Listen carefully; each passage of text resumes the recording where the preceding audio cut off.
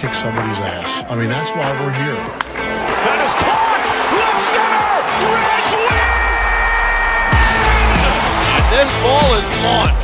High and very deep to right, long gone. It's second of the night. Elly De La Cruz. Short lead for Pena. Larkin drills it. Do you believe this? That's going to be gone! Back to back. Walk-off home runs. How about this?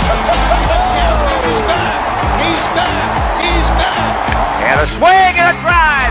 Deep left field. This one belongs to the Reds. Swung on and hit Deep to left field. That ball is going to be gone. Home run. And the Reds put it tied to score. Goes to second one. Around the first. Got a double play.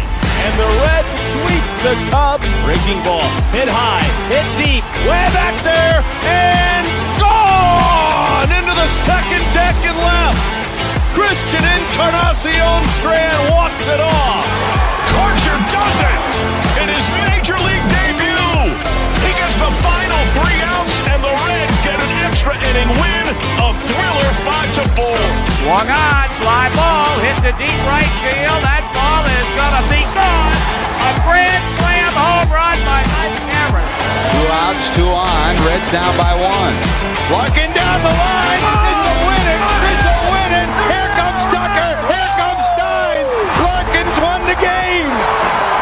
Barry Larkin gets mobbed. Look at this scene. It's synergy. The stretch, the pause in the pitch, and a line drive, base hit left center field.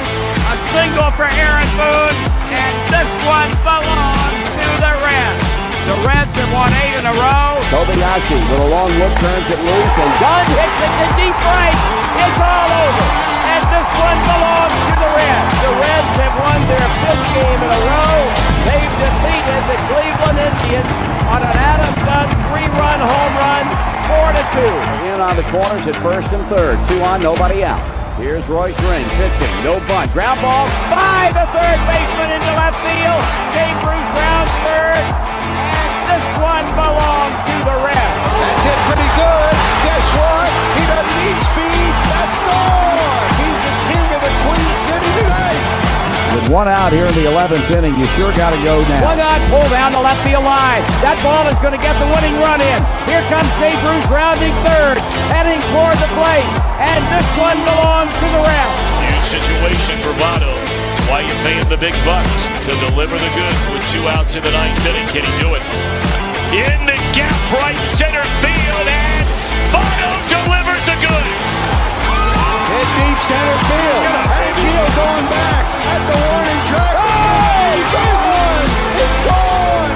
Joey Votto is delivered.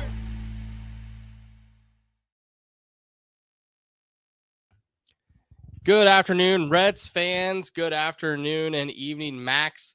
It's a not late, not early edition of Chatterbox Reds pregame show. He's Max. I'm Alex. Max, what's going on? Not much. Ready to watch some Reds baseball at Wrigley. I like playing at Wrigley. I think, especially night games. Day games are a little annoying, but I like night games.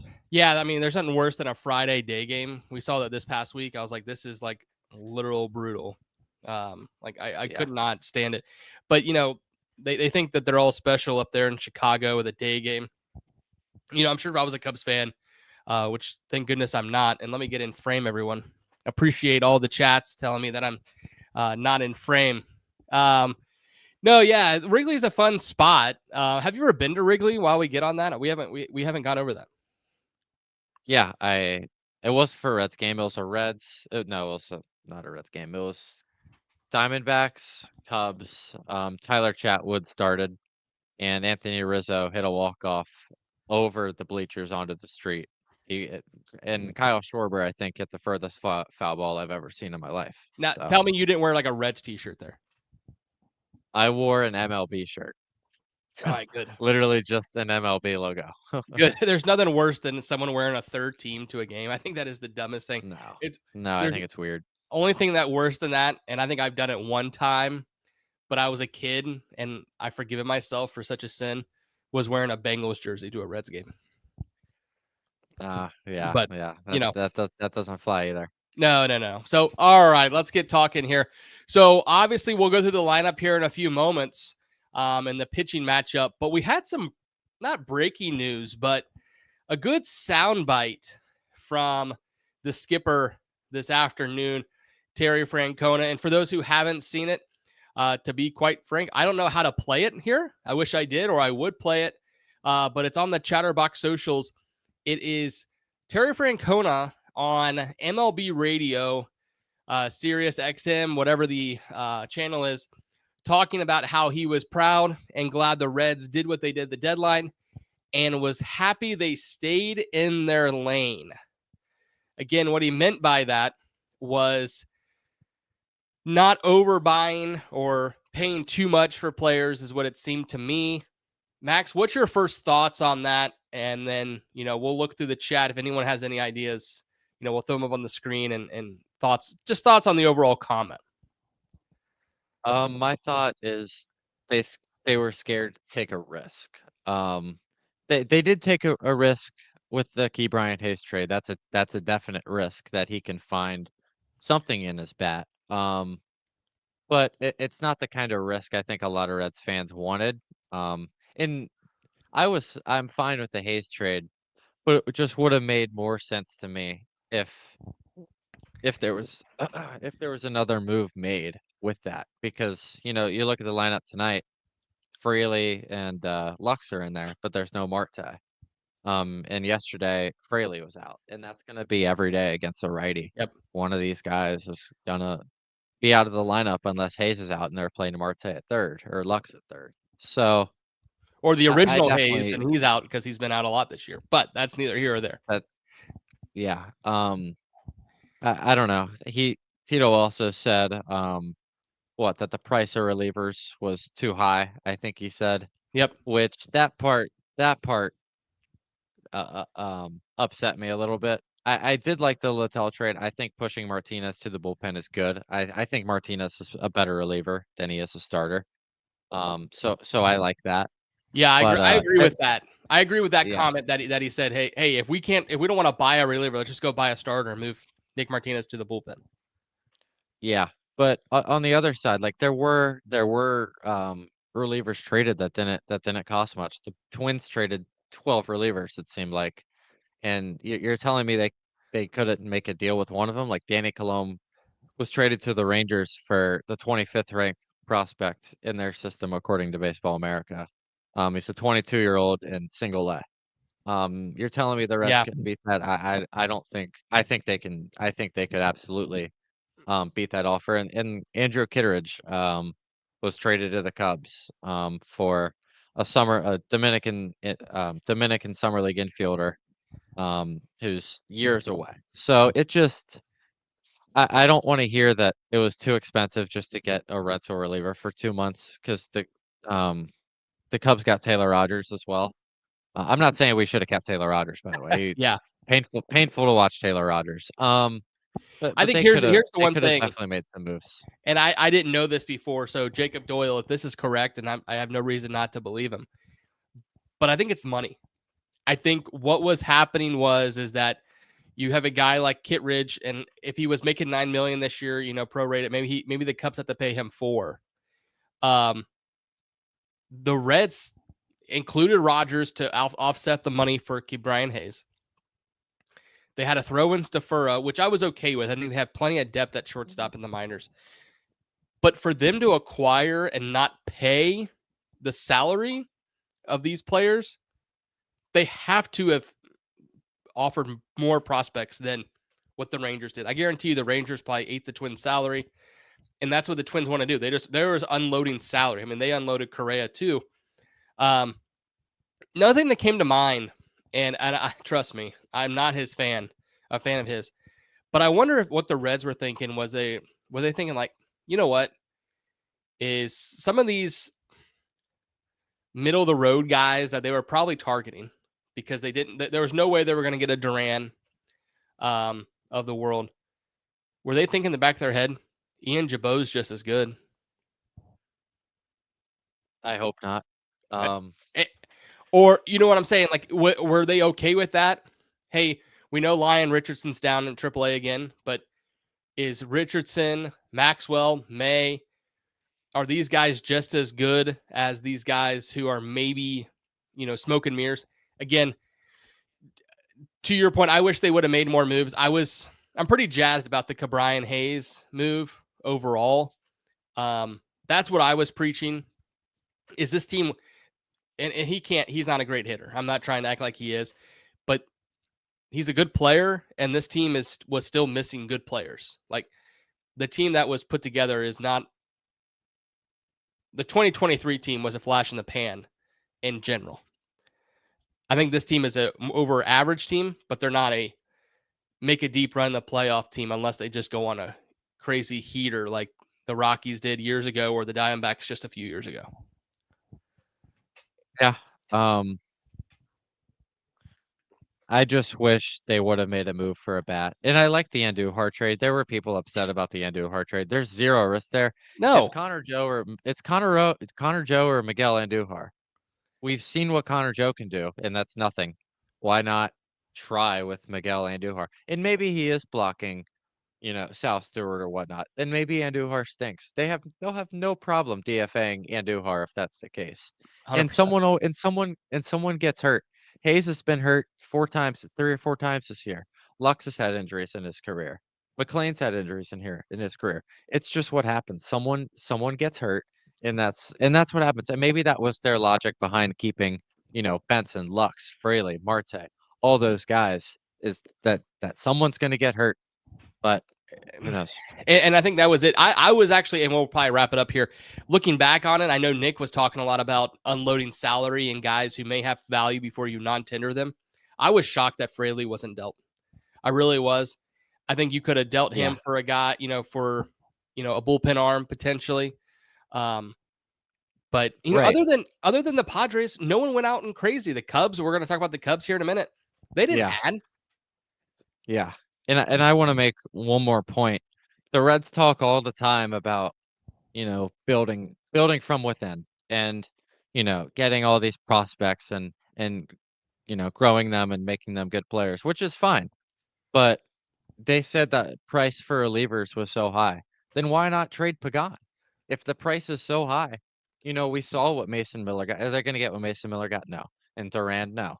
But if the price was so high, then why not try and do that?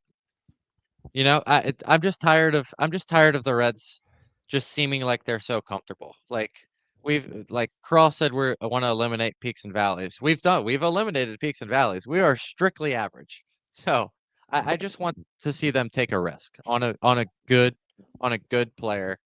And Hayes is a good player, but I want to see them take more of a risk for what they need, which is a bat. And I think good point on Pagan. I think if you had a ready-made situation, because and honestly, Pagan's been struggling. I think Nick posted or said it the other night. Pagan's not been great. Mm-hmm.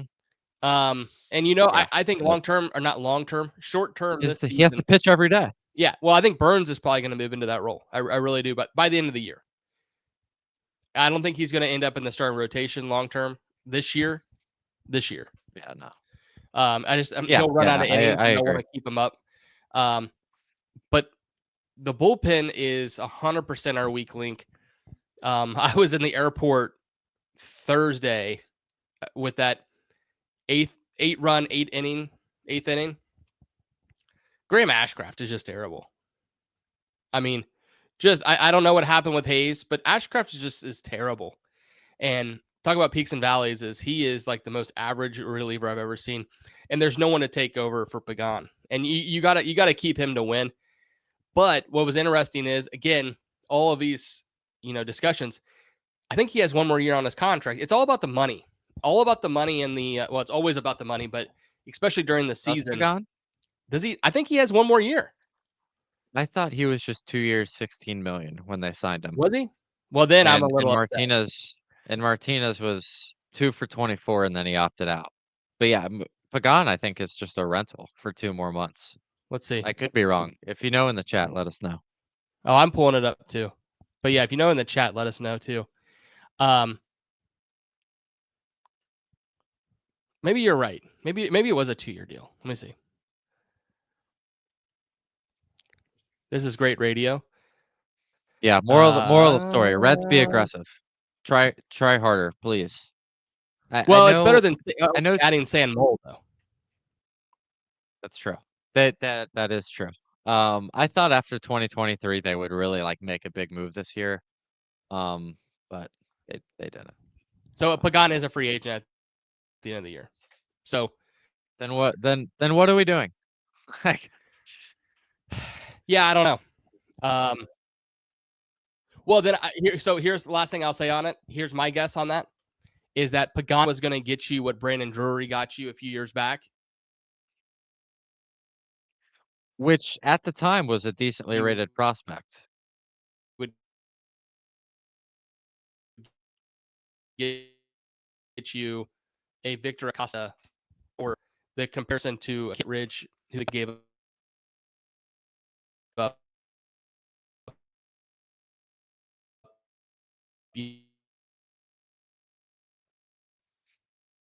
a DSL Summer League guy. My guess. But all right, Max, run through the lineup. Sorry, everyone. Yeah, sorry, I'm having a little technical issues here. One of us is on one end, but hopefully you guys can hear me. I'll run through the Reds lineup here. TJ Friedl leads it off, obviously, with McLean, Elly, Hayes. Hayes in left tonight, which is a good sight. Lux DHing, Spencer Steer at first. Stevenson, Fraley in the lineup in right over Marte, as I mentioned. Hayes at third, and Lodolo starting, and we'll get to him. What are your impressions of this lineup that we've seen many times this year? Yeah, I made this comment with the guys on Chatterbox, with Sam especially. We weren't going to have to talk about the lineup much because it was going to be the same every night. Yeah. The one thing that I feel who's getting a bad rap, and maybe I'm just a Gavin Lux apologist at this point. I feel like he's getting a bad rap from some of these fans. I'm not a huge fan of Fraley, so maybe that's who I put my hate on. But Gavin Lux, he hasn't had the power that I was hoping for. Or even I remember the prospect helium he got coming up with the Dodgers. He was supposed to be like the next Seager. Certainly not. He's not Kyle Seager by a long shot. But he's had a great solid year, career high in on base percentage. His average is high in comparison to years past. I think he's just having an overall really good, solid year. Obviously putting him in left field's not great. And then of course, DH, you always hope you have a power hitter there, which that he's not, but I really think he's got some unnecessary hate. I am a Spencer Steer apologist, card carrying member of the fan club. And then I'm going to read this super chat here while we're talking about it. I said it earlier. I'm a big fan of Hayes, the Hayes acquisition, especially for the long term. And I lost a super chat. Here it comes. This is from Caleb Kelly. Cabrian has already shown he's a better option than Marte and Espinal. He's made plays that both guys wouldn't get to. Yeah, I mean, that's why they got him. And then we'll talk about the offense later. Max, what are your thoughts? A couple guys that stand out to you. I agree. I've liked the Gavin Lux experience so far this year. And I think Steer gets a little too much hate. He's a really good defender at first. He's had some big hits lately. The Dodgers one stands out, and then the homer in that big comeback against the Braves, which I lost, but still was a big hit. It's huge. Yeah, I think Steer's gotten a little bit too much of a bad rap. Now the issue with Steer is like he's hitting 6 tonight. Should he be hitting 6? No. Like I think he should, if Stevenson's hitting better, then it's Stevenson there probably. And that just goes back to what we were talking about earlier. They just needed a bat.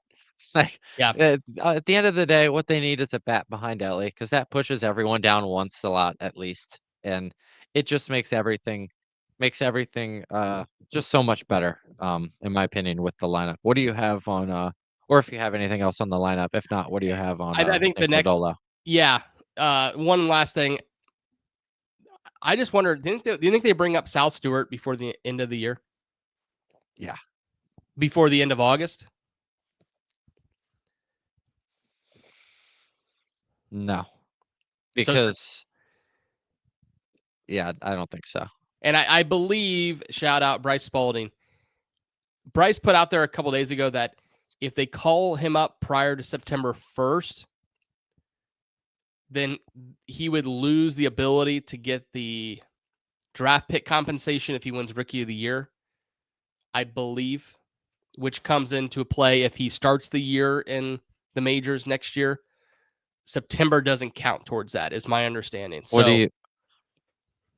you oh no, hold on. This one. Who do you think's up first, Rodriguez or Stewart? Will Benson. Yeah.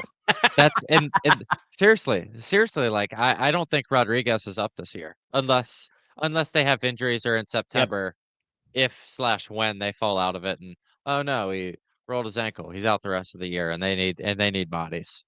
Well, I could see. So I believe, and I don't know the rules offhand. Maybe I should have it next to me here, but for September now they get 2 players. It used to be you got up to 40. Now they get 2. Does one have to be a pitcher and one have to be a hitter? I think with how much this bullpen's being blown up, one of them will be a pitcher like Richardson or May. I think one of them will be here, and then you choose a hitter. I mean, I would think it'll be Benson. Tito doesn't seem like a huge Benson fan, so who knows? But I don't know. Well, or that's to me, I think we're potentially Sal Stewart. But see, the thing is when they call up Sal, I don't think Hector Rodriguez as much. When they call up Sal Stewart, he has to play every day. Wherever he plays, that's where he's going to be playing. He's not playing third base. So is he going to play first? I've seen him in person. I don't think he's that big of a guy. He's smaller than Steer. Really? I think he is. So they've also been playing him so if Steer or McLean gets hurt, I think they call up Stewart. Like if that happens. I agree. Because Stewart's played second a lot and he's played first too. So I could see Stewart getting an opportunity if there's an infield injury besides Elly. And you know what? We forgot another guy. The second coming of Scott Schebler. Christian Encarnacion Strand. Yeah, he's still around, isn't he? Yeah, and he's not doing well. Let's talk about who I like to call Nick Lodolo. Though I keep saying that I'm low on Nick Lodolo, and he's been pitching very well, so I'm going to keep calling him Nick Lodolo. Man, what a great couple outings. Complete game in Washington a few weeks back, and last week another solid outing. He's been great. Andrew Abbott's getting all the shine, who I really like watching him pitch. But when Lodolo's on, he's on. And he's been on the last few weeks. The Cubs, they have some hitters. Like, let's not fool ourselves. Ian Happ keeps me up at night. No matter how bad he's doing, he's going to hit 2 or 3 home runs in a series, no doubt. Swanson, as much as I hate to admit, Reed Mouse is correct. Swanson's great. And Kyle Tucker's Kyle Tucker. I'm really hoping the Angels pony up some big dollars for him or somebody, because I really don't want to see him in the next few years in Chicago. There's a chance Artie Moreno, the Angels owner, is just like, you know what? I'm going to give you more than Ohtani got, and he gets like $800 million. Well, here a hot take. I think the Angels are a dumpster, like the Cleveland Browns of baseball.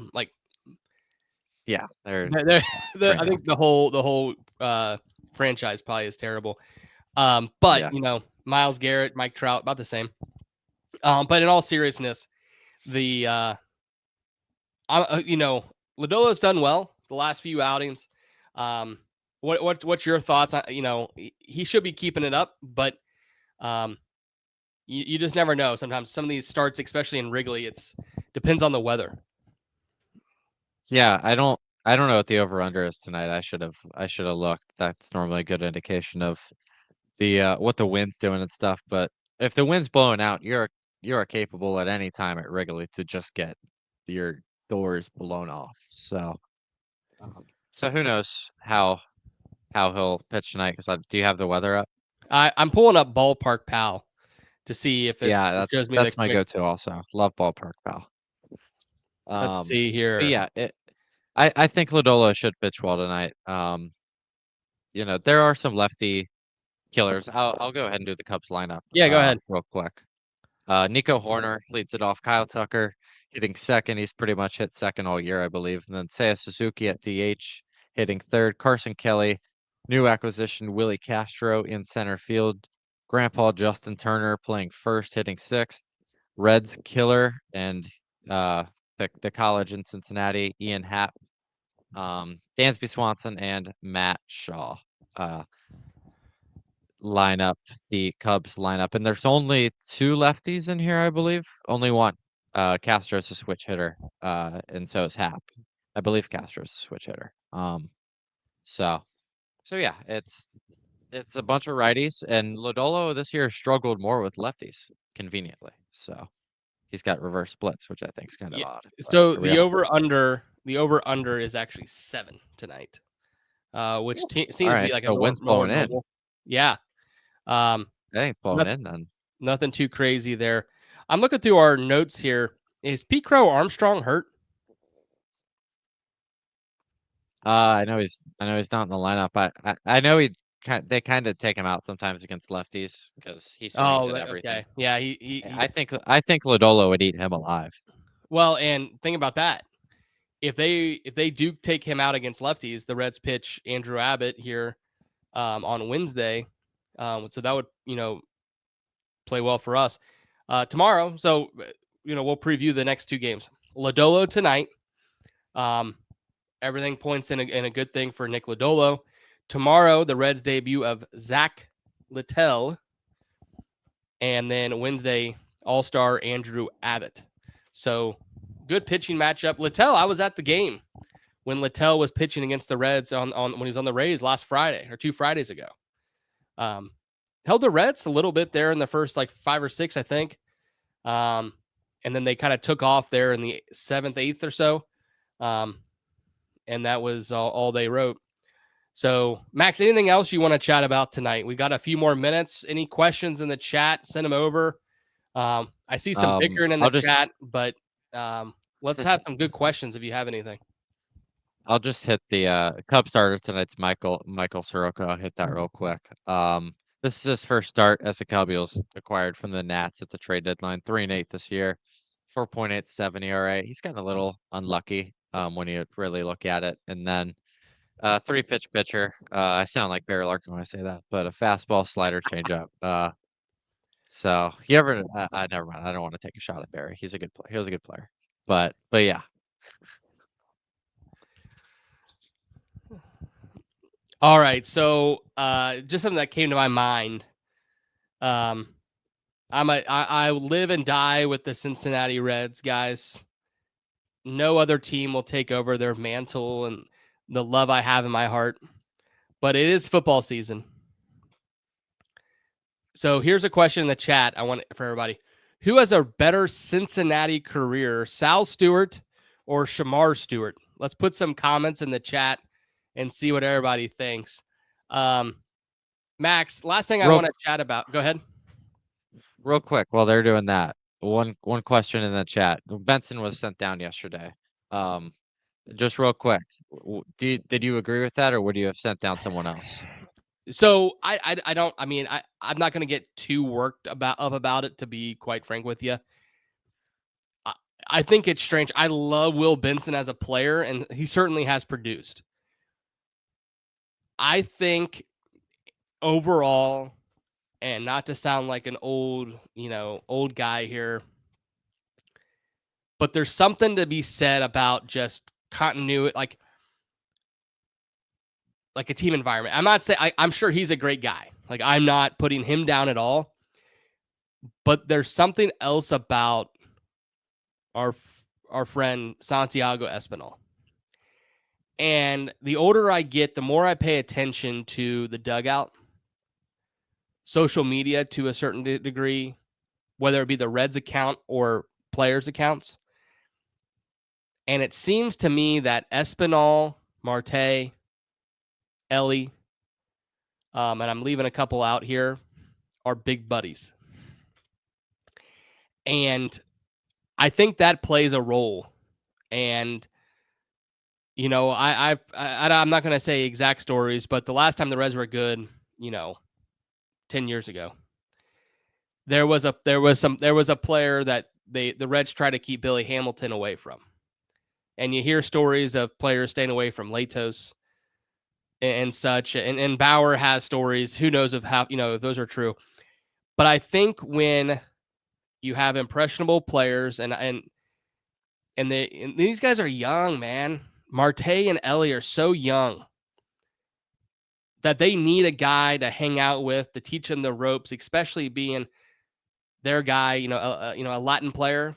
I think that played into it, and I think it's well worth it long term when you're like, hey, is Will Benson and Jake Fraley that much different? Probably not. Yeah.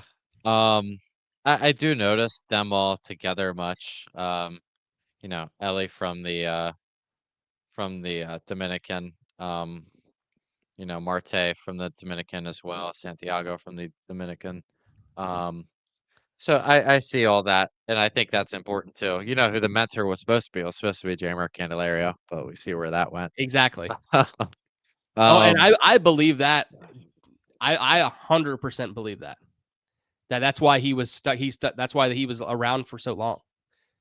Yeah, I thought that was half the reason he was signed, and I think it's important too for there to be other Hispanic players besides just a few. Like I think we've always had a lot of Hispanic players in Cincinnati on good teams. You go back to I wasn't alive for this, but the Big Red Machine had a bunch of Hispanic guys.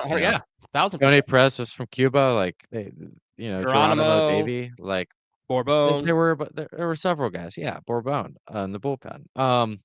With that being said, I would have sent down Espinal.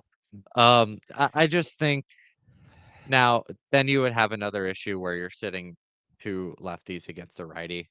But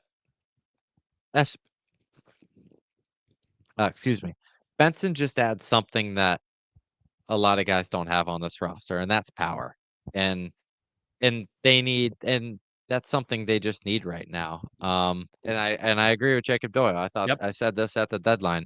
One of them needed to go. And I would have traded Fraley out of those two guys. I don't know. It's tough. I'm not getting too worked up over Benson being sent down. He'll be back. He wasn't. I mean, the numbers aren't great, but he had a great game the other day. He's looked awesome in center field too, which I think is very interesting for the future if Tito decides to like him. So I don't know. And I don't know. We'll see what happens. I know. I remember seeing something when Francona was signed that there was some issue with Benson.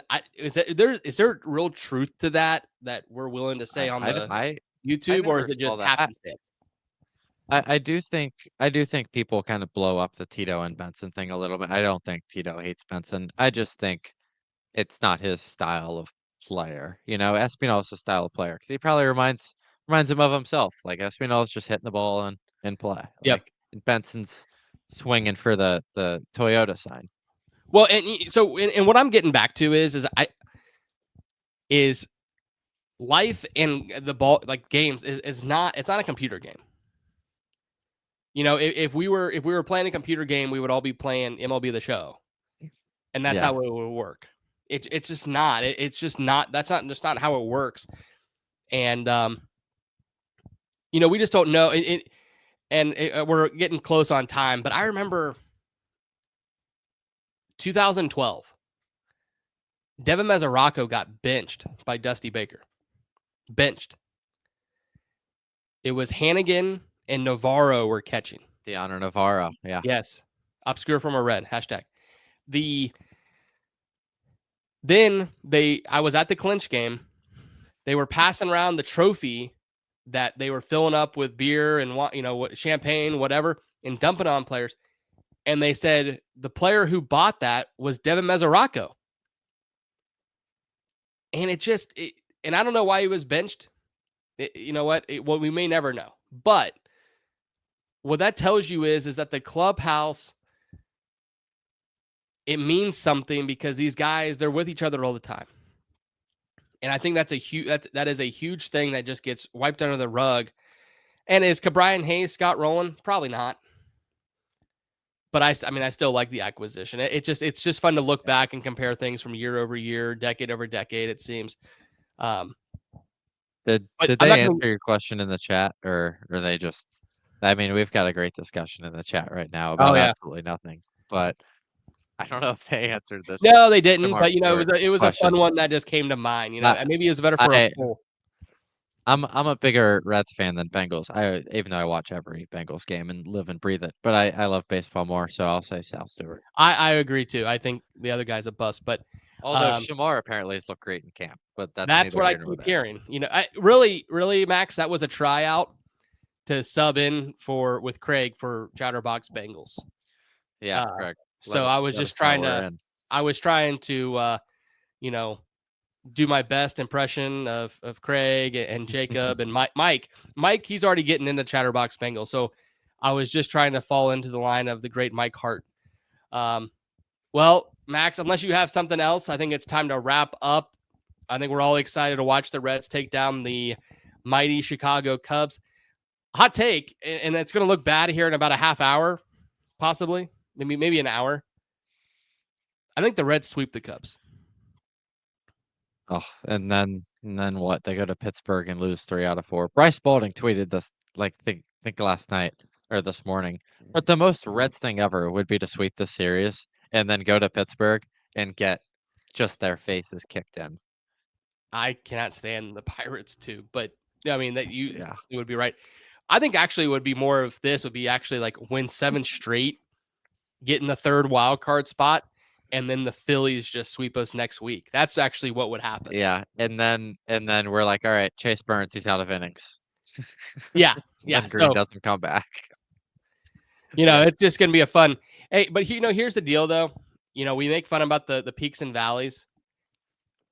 Last year with the horrendous May they had,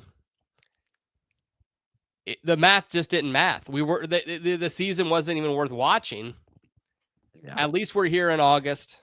We're a couple games out, and we're within striking distance. They're in the fight. I really do think this, and I'm going to be on the show between now and then, hopefully, God willing. The Padres are good. I think the Mets or the Phillies don't make it. That's my guess. If the Reds make it, which I think is the only option unless the Marlins stay white hot. Fish are on fire. Which check the tape, Max. I told everybody they were actually a good team. Check the tape. The Mets or the Phillies won't make the playoffs. So I could see it. I could see it, especially with the Mets. They can't pitch. Frankie Montas is like their 2-starter. I saw enough of him last year. Yeah. You got Frankie Montas and Frank the Tank. It is not a good time to be Frank the Tank when Frankie Montas is pitching. It's too many Franks. All righty, guys. Well, as always, a pleasure. We got a little off the rails, on the rails a little bit tonight, but a fun time with Max. Everyone go get your popcorn, get your peanuts, get your drink. I'll be cracking open a orange seltzer around 8 o'clock for the game tonight. Orange seltzer water from a local grocery chain. No free ads. Max, have a great one. And we will chat with you next time. Do it. Go Reds.